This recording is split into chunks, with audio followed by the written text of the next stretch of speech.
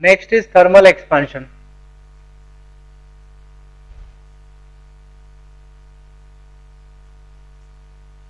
हम ये जानते हैं कि अगर किसी ऑब्जेक्ट का टेम्परेचर चेंज किया जाए तो टेम्परेचर चेंज करने पर उसके डायमेंशन भी चेंज होते हैं।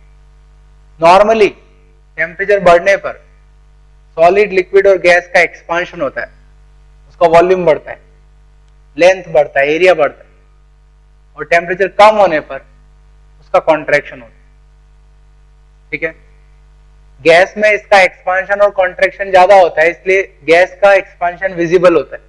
जैसे गुब्बारे का अगर आप हीट दो, गर्म करो तो वो फूल जाता है, उसका एक्सपांशन हमें दिख रहा है। बट सॉलिड और लिक्विड का भी इसी तरह से एक्सपांशन होता है। ठीक है, जो कि अलग अलग ऑब्जेक्ट के लिए, सब्सटेंस के लिए डिफरेंट होता है। वो दिखाई नहीं देता है क्योंकि एक्सपांशन कम होता है। ठीक है, बट टेम्परेचर चेंज करने पर ऑब्जेक्ट के डायमेंशन चेंज होते हैं। तो उस बेसिस पर हम पढ़ते हैं थर्मल एक्सपांशन और कॉन्ट्रैक्शन। पहले तो हम ये देखें कि कहां पर इस तरह की घटनाएं होती है, फिर हम इसको एक्सप्लेन करेंगे कि ऐसा क्यों होता है। ठीक है, थर्मल एक्सपांशन हमने कहां ऑब्जर्व किया? आपने सुना होगा कि जो रेलवे ट्रैक्स है, ये देखा है, रेलवे ट्रैक में दो रेल के बीच में कुछ गैप दिया जाता है, जिसको एक्सपांशन ऑलोवेंस कहते हैं, एक्सपांशन गैप। वो इसीलिए दिया कि गर्मियों में टेम्परेचर बढ़ेगा, टेम्परेचर बढ़ने पर एक्सपांशन होगा, और अगर आपने ये गैप नहीं दिया तो ये दोनों रेल पे फोर्स अप्लाई करेगी, स्ट्रेस बन जाएगा वहां, और स्ट्रेस के कारण क्रैक भी आ सकता है या बकलिंग भी हो सकती है, मुड़ भी सकती है। ठीक है, बहुत पहले ये चीज ऑब्जर्व की गई थी कि जहां पे रेल में गैप नहीं दी वहां पे इस तरह की बकलिंग हो जाती थी गर्मियों में। ठीक है, तो इस कारण से गैप दी, ये शो करता है कि यहाँ पे थर्मल एक्सपांशन हो रहा है। ठीक है, बैलगाड़ी में जो लकड़ी का पहिया है उसको मजबूत बनाने के लिए उसके ऊपर एक स्टील की एक रिम चढ़ाई जाती, स्टील की रिम होती है उसकी। अब उसको कैसे फिट करना है, ये एक फिजिकल प्रॉब्लम है कि जो लोहे की रिम है उसको एग्जैक्टली कैसे फिट करें। कील वगैरह से ठोक नहीं सकते हैं क्योंकि वो तो निकल जाएगा। तो क्या किया जाता है, पहले व्हील के डायमेंशन लिए जाते हैं क्या है, और व्हील से थोड़ी छोटी कुछ mm, ठीक है ना, थोड़ी छोटी रिम ली जाती, जो लोहे की रिम है वो उससे छोटी है। अब इस लोहे की रिम को गर्म कर लेते, तो गर्म करने पर ये फैलेगी, इसका एक्सपांशन होगा। जब एक्सपांड कर जाती है तब हम इसको इस लकड़ी के पहिए पर फिट कर देते हैं। धीरे धीरे ठंडा होगा, तो ठंडा होने पे क्या होगा, सिकुड़ेगा, कॉन्ट्रैक्शन होगा, और कॉन्ट्रैक्शन होने पर उसको जगह नहीं मिलेगी अंदर जाने की, तो उससे उसके कस से पकड़ लेगा। ठीक है, मतलब जो रिम है, iron rim, that would be snugly fit with the wheel. ठीक है, because of that thermal stress वो उसको पकड़ के रखेगा, जिससे लूज नहीं हो पाएगा। तो इस तरह से इसकी फिटिंग की जाती है। ठीक, और भी इस तरह के थर्मल स्ट्रेस का यूज है, मैं आगे बताऊंगा। एरोप्लेन के पार्ट्स को फिट करने के लिए यही कंसेप्ट का उपयोग किया जाता है। ठीक, और हमने थर्मल एक्सपेंशन कहां ऑब्जर्व किया? गर्मियों में साइकिल, बाइक, इनके जो ट्यूब होते हैं वो बस्ट हो जाते हैं, क्योंकि गर्मियों में क्या होगा, टेम्परेचर बढ़ेगा, टेम्परेचर बढ़ने से एयर का एक्सपांशन होगा, और एक्सपांशन के लिए जगह नहीं मिल रही तो उसका प्रेशर बढ़ जाएगा, और हाई प्रेशर के कारण बस्टिंग होगी। ठीक है, ऐसे और भी बहुत से इंसिडेंट्स हैं। फॉर एग्जांपल थर्मोमीटर, जो नॉर्मल मरकरी बेस्ड थर्मोमीटर होता है, आप देखते हो कि उसमें जो मरकरी अंदर भरी है एक लाइन की फॉर्म में दिखती है, और किसी एक पर्टिकुलर मार्क के पास रहती है उसकी टिप, वो मार्क उसका टेम्परेचर बताता है सराउंडिंग का। जब उसको गर्म जगह पे रखोगे तो गर्म करने पर, जब गर्म जगह पे थर्मोमीटर को रखोगे तो थर्मोमीटर भी गर्म हो जाएगा, उसके अंदर मौजूद मरकरी भी गर्म हो जाएगी, और गर्म होने पर उसका एक्सपांशन होगा, उसकी लेंथ बढ़ जाएगी। लेंथ बढ़ने पर वो आगे खिसक जाएगी। अब नए मार्क के सामने आ गई, और इस तरह से हमने इसको कैलिब्रेट किया है कि आप उसके मार्क के आधार पे टेम्परेचर को पढ़ सकते हो, मेजर कर सकते हो। ठीक है, again that is based on thermal expansion. कई सारे एग्जाम्पल हैं। अब एग्जैक्टली इसका कारण क्या है उसको हम समझते हैं कि टेम्परेचर बढ़ने पर जनरली एक्सपांशन क्यों होता है। ठीक है, अब समझना, कोई भी ऑब्जेक्ट की बात करें, अल्टीमेटली वो एटम्स और मॉलिक्यूल से मिलकर बना है। ठीक, और एटम्स के बीच में कुछ स्पेसिंग है, कुछ डिस्टेंस है। जैसे एक रॉड की बात करो, कई सारे एटम्स होंगे, गर्म करने पर इसका एक्सपांशन हुआ। एक्सपांशन होने का मतलब ये नहीं हो सकता कि इसके अंदर एटम्स की संख्या बढ़ जाए, एटम्स तो उतने ही होंगे। तो सीधी सी बात है, गर्म करने पर जो एटम्स हैं उनके बीच की जो सेपरेशन है वो बढ़ गई हो। सीधी सी बात है, on increasing temperature average separation between atoms increases, on decreasing temperature average separation decreases. Normally यही होता है। तो एवरेज सेपरेशन बढ़नी चाहिए या कम होनी चाहिए। अब हम देखते हैं अल्टीमेटली ऐसा होता क्यों है। ठीक,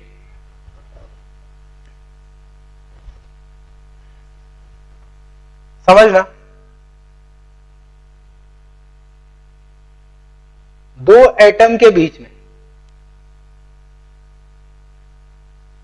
एटम्स को अगर आप पास में रखोगे तो उनके बीच में फोर्स होंगे। उनके बीच में दो तरह के फोर्स लगते हैं, एक है अट्रैक्टिव फोर्स और एक रिपल्सिव फोर्स। दोनों तरह के फोर्स हमेशा लगते हैं। रिपल्शन किसके बीच में हो रहा है? न्यूक्लियस के बीच में, पॉजिटिव चार्ज। और अट्रैक्शन के और कई सारे कारण है, जैसे डायपोल बन गया या फिर आयंस बन गए प्लस माइनस, तो वो अट्रैक्शन होगा। तो अट्रैक्टिव फोर्स भी और रिपल्सिव फोर्स भी है, राइट।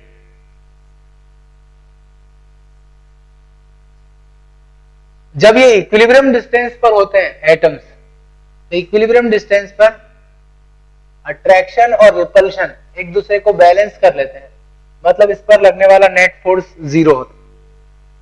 और जब इक्विलिब्रियम से आप इसको शिफ्ट कर देते हो तो अट्रैक्टिव फोर्स डोमिनेट करता है, और जब पास में लाते हो तो रिपल्सिव फोर्स डोमिनेट करता है। तो पास आने पर रिपल्शन और दूर जाने पर अट्रैक्शन होता है। ठीक, अब नॉर्मली किसी भी टेम्परेचर पर हम जानते हैं जो एटम्स हैं वो रेस्ट पोजीशन में नहीं होते हैं, वो हमेशा मोशन करते रहते हैं, उनका वाइब्रेशन चलते रहता है। मतलब वो एक दूसरे के पास में आएंगे फिर दूर जाएंगे, पास में आएंगे और दूर जाएंगे। तो जब वो इस तरह से ऑसिलेशन कर रहे हैं तो अब उनके बीच की सेपरेशन को हम कैसे डिफाइन करें? तो ये ऑसिलेशन बहुत फास्ट चल रहा है। अब मैं इनकी सेपरेशन को डिफाइन करने के लिए एवरेज डिफाइन करूंगा। एवरेज सेपरेशन का मतलब हो जाएगा जो इनकी मैक्सिमम डिस्टेंस है प्लस मिनिमम इनके बीच की डिस्टेंस बाय 2, तो वो डिसाइड करेगा इसकी एवरेज सेपरेशन, क्योंकि वाइब्रेशन के कारण सेपरेशन लगातार चेंज हो रही है। ठीक, अगर ये एवरेज ओरिजिनल डिस्टेंस के बराबर ही हुआ या इक्विलिब्रियम डिस्टेंस के बराबर ही हुआ, तो सीधी सी बात है कि ऑसिलेशन के बाद भी जो एवरेज सेपरेशन है वो वही का वही रहा, तो ऑब्जेक्ट की लेंथ वही की वही रहेगी। बट जनरली ये होता है कि टेम्परेचर बढ़ने पर ये एवरेज सेपरेशन बढ़ जाता है, जिसके कारण ऑब्जेक्ट का एक्सपांशन होता है। अब उसको मैं एक्सप्लेन करता हूं, समझना। ये चीज आपने केमिस्ट्री में पढ़ी होगी।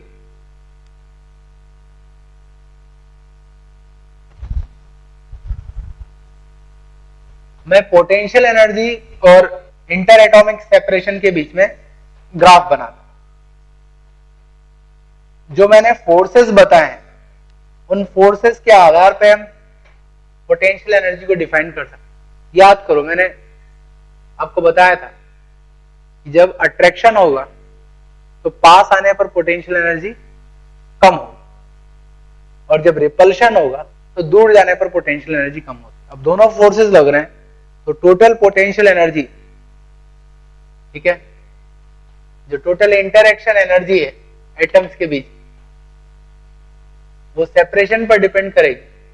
अब उसका जो ग्राफ बनता है वो मैं बना रहा हूं, ठीक है।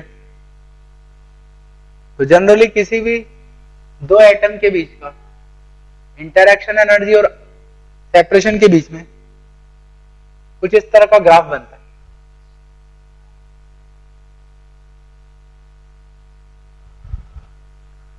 ठीक है, अब आप समझो,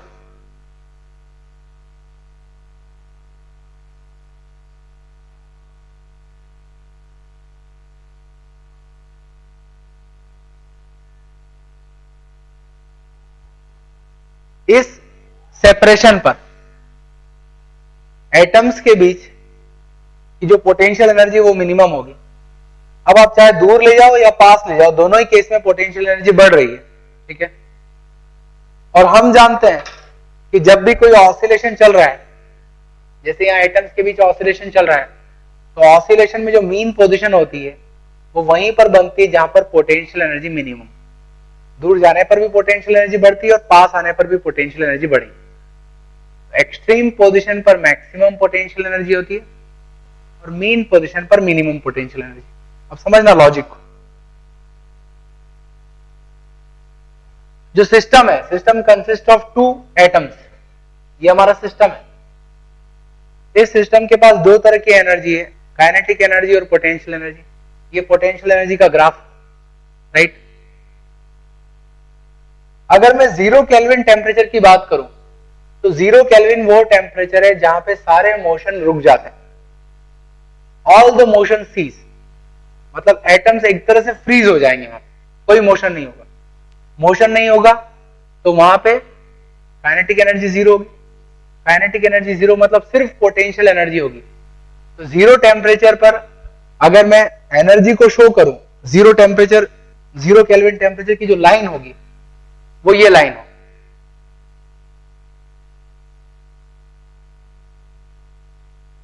जीरो केल्विन टेम्परेचर एक ही पॉसिबल स्टेट है ये। 0 केल्विन टेम्परेचर पर मॉलिक्यूल्स अपने इक्विलिब्रियम डिस्टेंस पर होंगे और कोई मोशन नहीं होगा। अगर आप टेम्परेचर बढ़ा दो तो टेम्परेचर बढ़ने पर एक्चुअल में क्या होता है, काइनेटिक एनर्जी बढ़ जाती है। आपने ज्यादा एनर्जी दे दी तो डेफिनेटली 0 से ज्यादा ही एनर्जी होगी, ज्यादा एनर्जी होगी तो ऑसिलेशन चलेगा, ठीक है। अब ऑसिलेशन चलेगा तो पोटेंशियल एनर्जी देखो वेरी कर रही है। पास आएंगे एकदम पास तो बढ़ गई, दूर जाएंगे मिनिमम को होके फिर वापस बढ़ेगी। तो ऑसिलेशन में पोटेंशियल एनर्जी वेरी करेगी। अब नए टेम्परेचर पर अगर मैं लाइन ड्रॉ करूं एनर्जी की, तो ये लाइन हो, ये टेम्परेचर T1 केल्विन, ठीक है। अब आप समझ सकते हो कि पोटेंशियल एनर्जी लगातार वेरी कर रही है।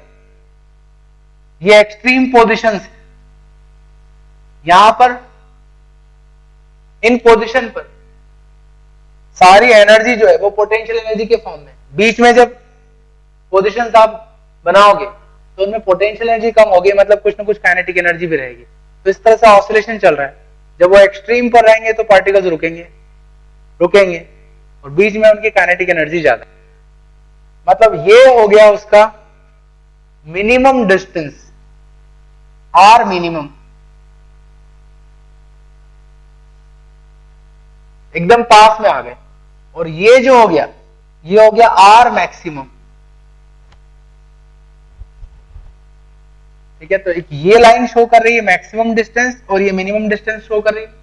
अगर मुझे इन दोनों का एवरेज निकालना है, एवरेज सेपरेशन के लिए, तो दोनों को ऐड करके 2 से डिवाइड कर दूंगा। अब आप देख रहे हो ये ग्राफ ही कुछ ऐसा है कि इसमें एसिमेट्री है, इस तरफ से ये फ्लैट है और इस तरफ से स्टीप है।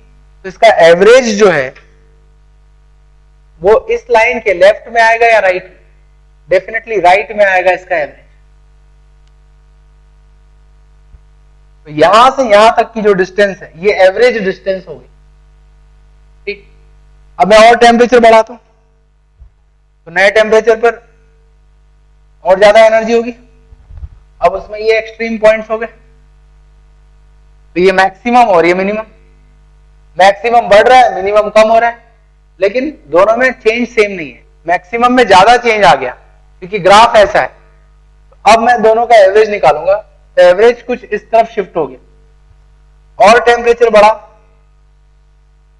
तो मैक्सिमम में और चेंज हो गया, ज्यादा चेंज, मिनिमम में चेंज कम है, एवरेज अभी भी उस तरफ शिफ्ट हो गया। अब इन सारे पॉइंट्स को अगर आप जोड़ोगे तो समझ में आएगा कि एक्चुअल में किस तरह का चेंज आ रहा है। शुरुआत में ये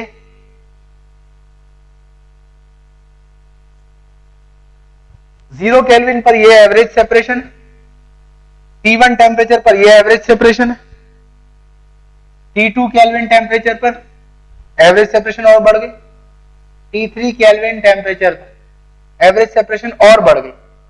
मतलब टेम्परेचर बढ़ने पर जो एवरेज सेपरेशन है वो बढ़ रहा है। हम कह सकते हैं because of asymmetry in potential energy and inter atomic distance graph with increase in temperature there is increase in average separation between atoms। अगर ये सिमेट्रिक ग्राफ होता, इस तरह से सिमेट्रिक ग्राफ होता अगर ये ऐसा, तो इस केस में आप समझ सकते हो मैक्सिमम और मिनिमम का एवरेज हमेशा इस सेंट्रल लाइन पर ही लाई करता, एवरेज डिस्टेंस हमेशा सेम रहती। बट ये एसिमेट्रिक ग्राफ है, इसी कारण से एवरेज डिस्टेंस बढ़ रही। ठीक है, अब हर तरह के सब्सटेंस के लिए ग्राफ अलग अलग बनेगा, किसी में ये ज्यादा फ्लैट होगा, किसी में कम फ्लैट होगा। तो फ्लैट अगर ज्यादा है ये हिस्सा तो उतना ज्यादा एक्सपांशन होगा, समझ रहे हो ना। अगर किसी सब्सटेंस का एक्सपांशन ज्यादा हो रहा है मतलब उसमें फ्लैटनेस ज्यादा है, एक्सपांशन कम है मतलब फ्लैटनेस कम है। वैसे भी आप नोटिस कर सकते हो कि लो टेम्परेचर पर सॉलिड स्टेट रहेगा, सॉलिड स्टेट में ये कर्व थोड़ा स्टीप, लिक्विड स्टेट में थोड़ा और फ्लैट हो गया और गैसेस स्टेट में और फ्लैट हो जाएगा। इसलिए नॉर्मली गैसेस स्टेट का एक्सपांशन से ज्यादा होगा, लिक्विड का उससे कम और सॉलिड का उससे भी कम। क्या मेरी बात क्लियर? अब इसको बना लो, ठीक है। So because of asymmetry of this graph with increase in temperature there is increase in average separation between atoms, there is increase in average separation between atoms and that causes thermal expansion of substance, that causes thermal expansion of substance। ठीक है,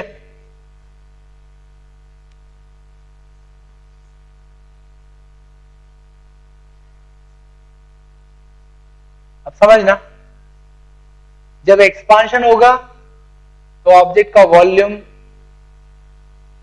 उसकी length, area, हर तरह के dimension में change आएगा।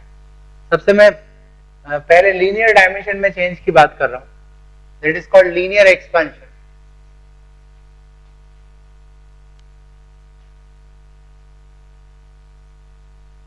Practically ये चीज की जाती है। एक रॉड ली हमने जिसकी लेंथ L0 है, टेम्परेचर है अभी T degree Celsius,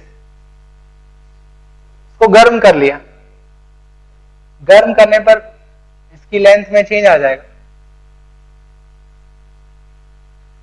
final length है L0 plus del L, temperature T plus delta T degree Celsius. इस तरह का एक्सपेरिमेंट किया जाता है। टेम्परेचर बढ़ने पर हम लेंथ में चेंज नोट करते जाते हैं। यह ऑब्जर्व किया जाता है कि change in length is proportional to original length. जितनी लंबी रॉड है उतना ज्यादा उसमें चेंज आएगा। ठीक, change in length is also proportional to change in temperature. जितना गर्म करोगे उतनी लेंथ बढ़ेगी। Change in length is equal to some proportionality constant alpha L0 delta T। This proportionality constant is called coefficient of linear expansion।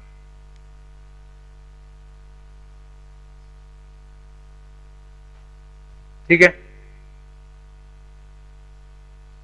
तो alpha ज्यादा है तो expansion ज्यादा होगा। जनरली मेटल्स का अल्फा ज्यादा होता है, दैट मीन्स उनका एक्सपांशन ज्यादा होता है टेम्परेचर बढ़ाने।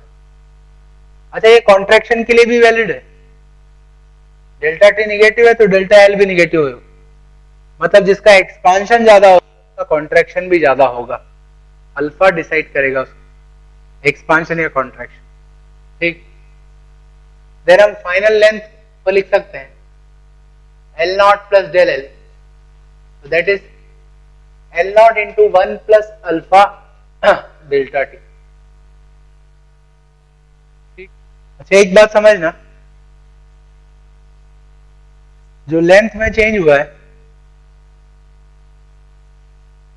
ये फॉर्मूला सिर्फ लेंथ के लिए नहीं है, सभी लीनियर डायमेंशन के लिए। अभी मैं बताता हूं आपको। क्या हम परसेंटेज चेंज देख सकते हैं? परसेंटेज चेंज इन लेंथ,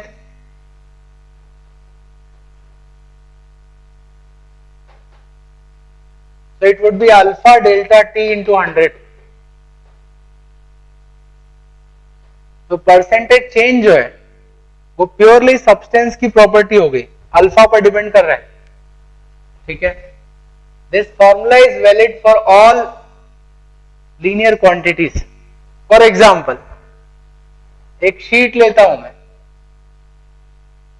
ठीक है, तो जिसकी विड्थ है 2 सेंटीमीटर और इसकी लेंथ है 5 सेंटीमीटर।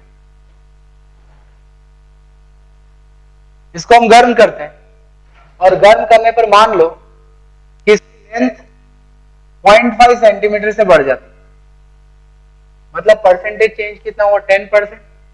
तो सीधी सी बात है, इसकी विड्थ भी 10% से बढ़ेगी, मतलब विड्थ होनी चाहिए 0.2 सेंटीमीटर से बढ़ जाएगी। तो इस तरह से बन जाएगी ये चीज। दैट मीन्स ये है कि सभी लीनियर डायमेंशन में परसेंटेज चेंज सेम होता है, चाहे लेंथ हो, ब्रेड्थ हो, हाइट हो, रेडियस हो, सरकमफ्रेंस हो। ठीक है, so for an isotropic substance, isotropic, isotropic का मतलब है ऐसा सब्सटेंस जिसमें प्रॉपर्टी डायरेक्शन पर डिपेंड ना करे, हर डायरेक्शन में वो प्रॉपर्टी सेम रहे। For isotropic substance percentage change in all linear quantities is same, all linear quantities is same। ठीक है, और अगर वो n आइसोट्रोपिक सब्सटेंस रहा तो डायरेक्शन के साथ उसकी प्रॉपर्टी अलग होगी। फॉर एग्जांपल, लेंथ के अलोंग अल्फा अलग है, ब्रेड्थ के अलोंग अल्फा कुछ और होगा, वो n आइसोट्रोपिक सब्सटेंस में होगा। आइसोट्रोपिक में सब जगह सेम। तो इट इज लीनियर एक्सपांशन। ऐसे ही मैं डिफाइन कर सकता हूं सुपरफिशियल और aerial expansion.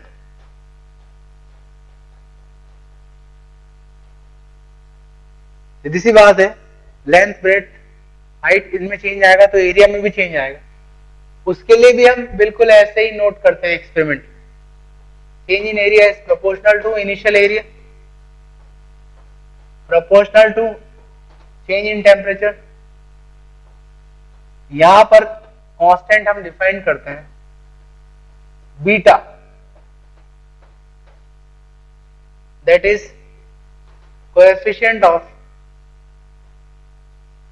Superficial expansion.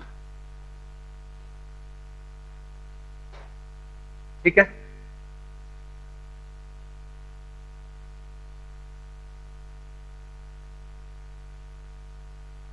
Final area क्या लिखा जा सकता है? A not into 1 plus beta डेल्टी।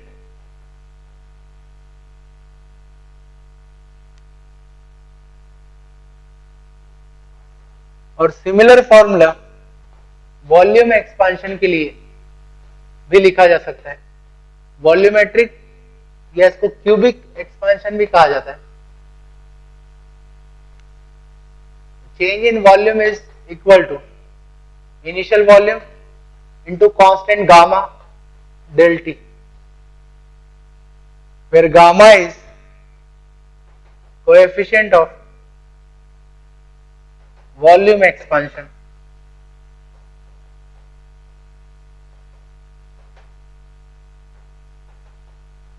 ठीक है,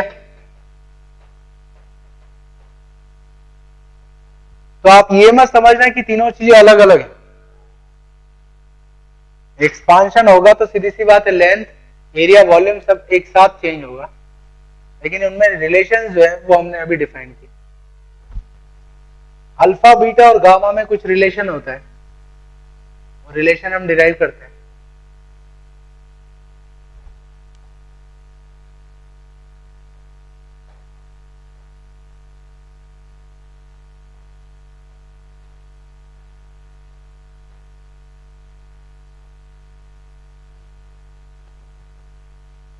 मैं बात कर रहा हूं अभी आइसोट्रोपिक सब्सटेंस की।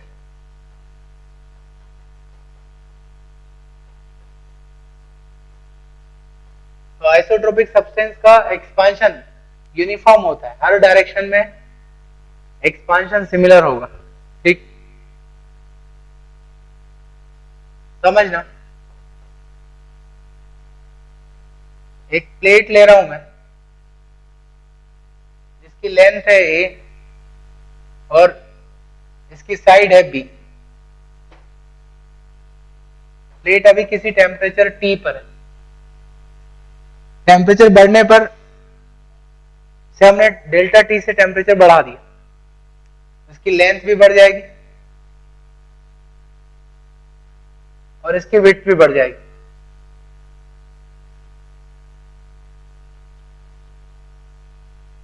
तो लेंथ और विड्थ बढ़ने के कारण हम देख सकते हैं इसका एरिया चेंज हो गया। तब हम क्या नोट कर सकते हैं, देखो initial area is A into B, final area, मैं इसको ए डैश कह देता हूं और इसको B dash. Final area is A dash into B dash. अब लेंथ और ब्रेड्थ दोनों में चेंज आ रहा है, लीनियर एक्सपांशन होगा। ए डैश को मैं लिख सकता हूं A into 1 plus alpha delta T, final length.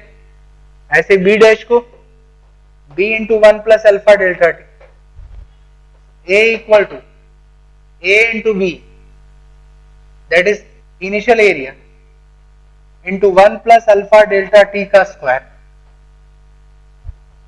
ठीक, समझना। नॉर्मली अल्फा की वैल्यू बहुत कम होती है, 10 की पावर -5 -6 के ऑर्डर की होती है। तो alpha delta T normally is far less than 1।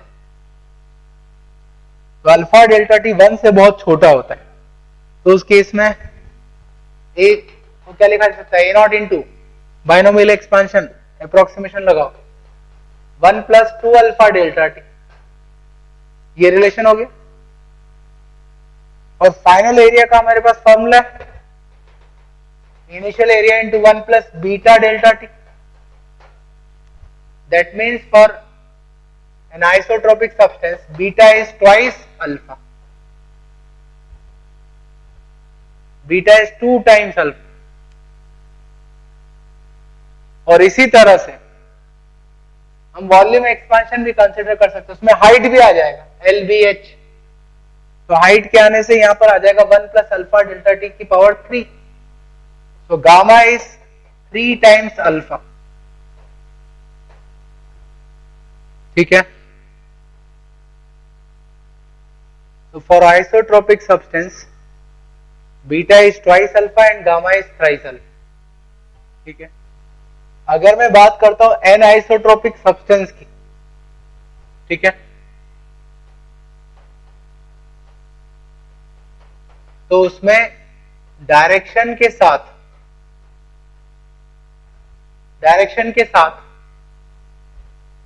Expansion जो है वो वेरी करेगा। से लेंथ में एक्सपांशन ज्यादा हो रहा है और उसके परपेंडिकुलर मान लो कम हो रहा है, डिपेंड करेगा वो कैसा है। एन आइसोट्रोपिक सब्सटेंस का एक एग्जांपल ले रहा हूं,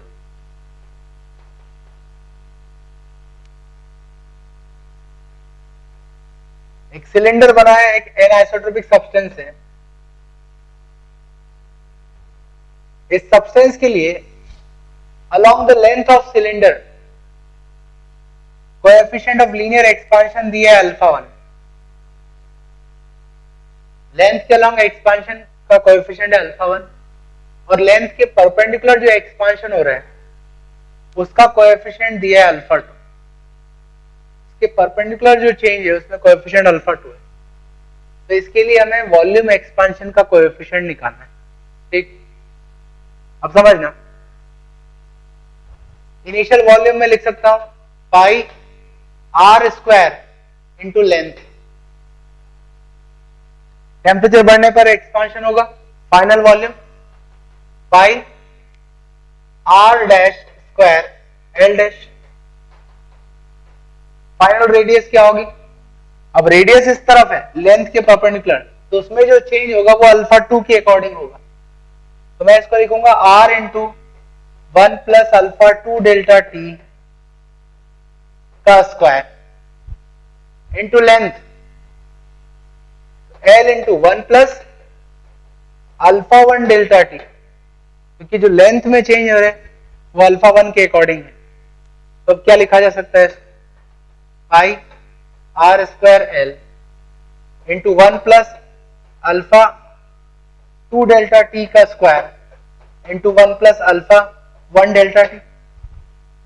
पाई आर स्क्वायर एल को तो इनिशियल वॉल्यूम लिख सकते हैं। अब यहां पर क्या लिखा जाएगा? देखो अप्रोक्सीमेशन लो, ये हो जाएगा 1 plus 2 alpha 2 delta T into 1 plus alpha 1 delta T. Again multiply कर दो, तो मल्टीप्लाई करने के बाद क्या मिलता है? देखो 1 plus alpha 1 plus 2 alpha 2 delta T plus 2 alpha 1 alpha 2 delta T का स्क्वायर। सीधी सी बात है, अल्फा डेल्टा टी बहुत छोटी टर्म है और उसमें भी 2 अल्फा डेल्टा टी आ जाए उनका प्रोडक्ट, ये लगभग 0 होगा। तो v को लिख सकते हैं v not into 1 plus alpha 1 plus 2 alpha 2 delta T. तो इस एक्सप्रेशन से हम कह सकते हैं कि सब्सटेंस के लिए गामा क्या होगा? Alpha 1 plus 2 alpha 2। ठीक है, तो सीधे गामा इक्वल टू 3 अल्फा मत लिखना, पहले देख भी लेना कि वो सब्सटेंस आइसोट्रोपिक है या एनाइसोट्रोपिक।